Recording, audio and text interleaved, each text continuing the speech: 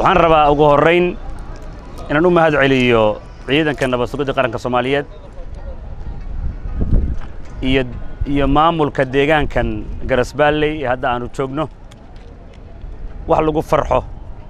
ayaan arkayaa maalintii labaad suqbacaad bay ahayd maalin dhaweed markii ay inta korneel dileen cadawgu asagiina la dilay kii wax dilay maantay waxaan kor joogaa cadow shabaab oo asaga iyo askari ka tirsan ciidanka nabad sugiddu inta xabada isdhaafsadeen oo askarigiina dhintay ninkii cadawga ahaayna uu gacantiisa ku dilay waa guul ummaddan u soo hoyatay weeyaan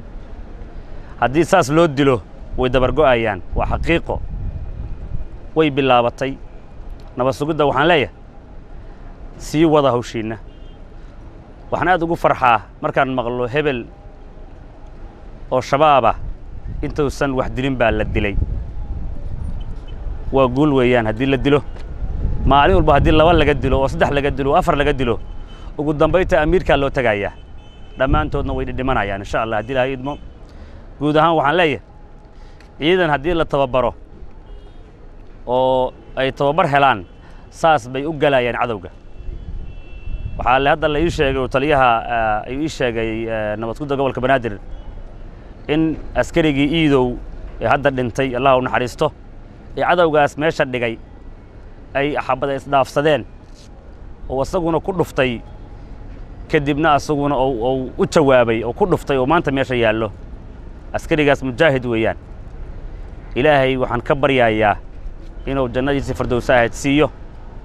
cadawgaas oo ummadda halaagayay oo naftiisa ku biimeeyay oo waxa weeye inuu san baxsan oo san inta asaga dilo oo san ummad kale sii dilin buu go'aan ku gaaray iidow xasan ilaahay jannadiisa firdawsaha ha siiyo cadawgaasna ilaahay waxaan ka baryayaa inuu cadaabta oo ku waariyo wad u jeedaan bastooladii oo ummadda ku baabi'iyaa kor saaran waa kaas baalbeeriga hoos yaalla deegaanku waa Garasbaaley maamulka deegaankuna way mahadsan yihiin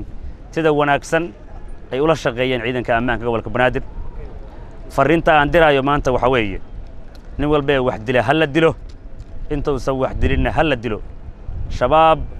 markan waa dabargo'isii waa baaba'iisii waa halaagiisii intii geeshiyaashan tababaran ee nabad sugidda qaranka ay joogaan waxaan leenahay shabaabow baxsan maysaan haddii aad qof dishaan baxsan maydaan haddii aadnaan wax dilina baxsan maydaan